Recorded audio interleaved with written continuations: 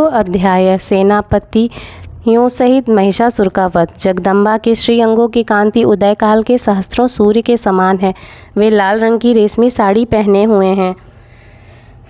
उनके गले में मुंडमाला शोभा पा रही है। दोनों स्तनों पर रक्त चंदन का लेप लगा है। वे अपने कर कमलों में जपमालिका, विद्या और अभय तथा वर नामक मुद्राएं धारण किए हुए हैं। 3 नेत्रों से सुशोभित मुखारविंद की बड़ी शोभा हो रही है। उनके मस्तक पर चंद्रमा के साथ ही रक्तमय मुकुट बंधा है तथा वे कमल के आसन पर विराजमान है। ऐसी देवी को मैं भक्तिपूर्वक प्रणाम करता हूँ। ऋषि कहते हैं, दैत्यों की सेना को इस प्रकार तहस नहस होते देख महादैत्य सेनापति चिछुर क्रोध में भरकर अंबिका देवी से युद्ध करने के लिए आगे बढ़ा। वह असुर रणभूमि में देवी के ऊपर इस प्रकार बाणों की वर्षा करने लगा जैसे बादल मेरुगिरी के शिखर पर पानी का धार बरसा रहा हो।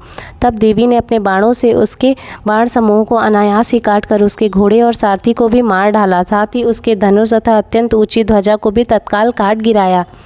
धनुष कट जाने पर उसके अंगों को अपने बाणों से बीन डाला।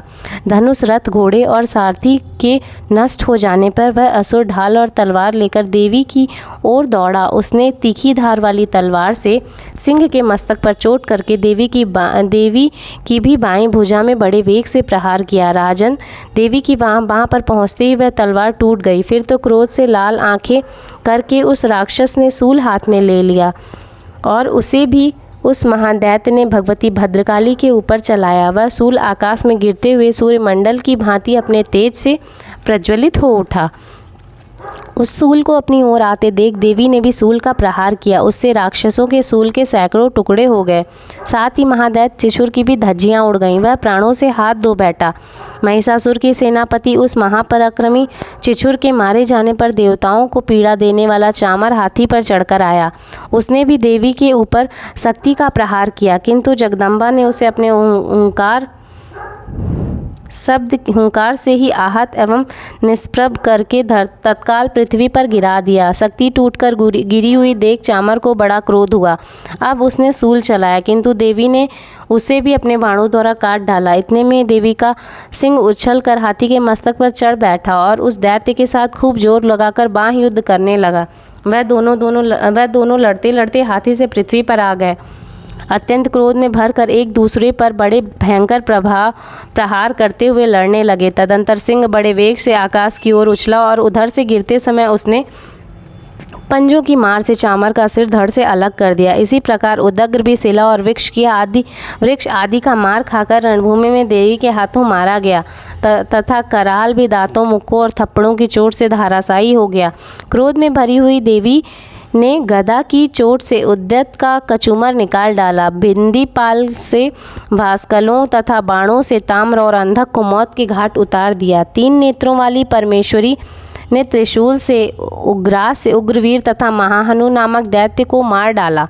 तलवार की चोट से विडाल के मस्तक को धड़ से काट गिराया। दुर्धर और दुर्मुख इन दोनों को भी अपने बाणों से यमलोक भेज दिया। इस प्रकार अपनी सेना का संहार होता देख महिषासुर ने भैंसे का रूप धारण करके देवी के गणों को त्रास देना आरंभ किया। किन्हीं को थूथुन से मारकर, किन्हीं के ऊपर खुरों का प्रहार करके, किन्हीं को पूंछ से चोट पहुंचाकर, कुछ को सिंहों से विदीर्ण करके, कुछ गणों को वेग से, किन्हीं को सिंहनाद से, कुछ को चक्कर देकर तथा कितनों को निश्वास वायु के झोंके से ही धाराशायी कर दिया। इस प्रकार गणों की सेना को गिराकर वह असुर महादेवी के सिंह को मारने के लिए झपटा। इससे जगदम्बा को बड़ा क्रोध हुआ। उधर महापराक्रमी महिषासुर भी क्रोध में भरकर धरती को खुरों से खोदने लगा तथा अपने सिंहों से ऊंचे ऊंचे पर्वतों को उठाकर फेंकने और गर्जने लगा। उसके वेग से चक्कर देने के कारण पृथ्वी क्षुब्ध होकर फटने लगी। उसकी पूंछ से टकराकर समुद्र सब ओर से धरती को डुबोने लगा। हिलते हुए सिंहों के आघात से विदीर्ण होकर बादलों के टुकड़े टुकड़े हो गए। उसके श्वास की प्रचंड वायु के वेग से उड़े हुए सैकड़ों पर्वत आकाश से गिरने लगे। इस प्रकार क्रोध में भरे हुए उस महादैत्य को अपनी ओर आते देख चंडिका ने उसका वध करने के लिए महान क्रोध किया। उन्होंने पास फेंक कर उन महान असुर को बांध लिया। उस महासंग्राम में बच जाने पर उसने भैंसे का रूप त्याग दिया और तत्काल सिंह के रूप में वह प्रकट हो गया। उस अवस्था में जगदम्बा ने ज्यों ही उसका मस्तक काटने के लिए उद्यत हुई, त्यों ही वह खड्गधारी पुरुष के रूप में दिखाई देने लगा। तब देवी ने तुरंत ही बाणों की वर्षा करके ढाल और तलवार के साथ उस पुरुष को भी बीन डाला। इतने में ही वह महान गजराज के रूप में परिणत हो गया तथा अपने सूंड से देवी के विशाल सिंह को खींचने और गर्जने लगा। खींचते समय देवी ने तलवार से उसकी सूंड काट डाली। तब उस महादैत्य ने पुनः भैंसे का शरीर धारण कर लिया और पहले की ही भांति चराचर प्राणियों सहित तीनों लोगों को व्याकुल करने लगा। तब क्रोध में भरी हुई जगत माता चंडिका बारंबार उत्तम मधु का पान करने और लाल आंखें करके हंसने लगी। उधर वह बल और पराक्रम के मद से उन्मत्त हुआ राक्षस गर्जने लगा तथा अपने सिंहों से चंडिके के ऊपर पर्वतों को फेंकने लगा। उस समय देवी ने अपने बाणों के समूहों से उसके फेंके हुए पर्वतों को चूर्ण करती हुई बोली। बोलते समय उनका मुख मधु के मद से लाल हो रहा था, वाणी भी लड़खड़ा रही थी। देवी ने कहा, ओ मूढ़, मैं जब तक मधु पीती हूँ तब तक तू क्षण भर के लिए खूब गर्ज ले।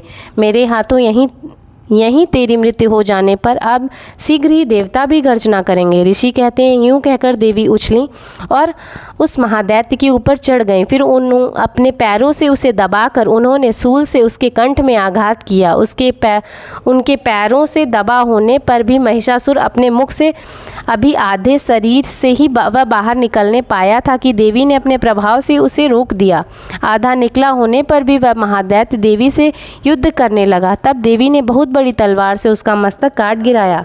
फिर तो हाहाकार करती हुई दैत्यों की सारी सेना भाग गई तथा संपूर्ण देवता अत्यंत प्रसन्न हो गए। देवताओं ने दिव्य महर्षियों के साथ दुर्गा देवी का स्तवन किया। गंधर्वराज गाने लगे, अप्सराएं नृत्य करने लगीं। इस प्रकार श्री मार्कंडेय पुराण में सार्वणिक मनवंतर की कथा के अंतर्गत देवी महात्म्य महिषासुर वध नामक 3रा अध्याय पूरा हुआ।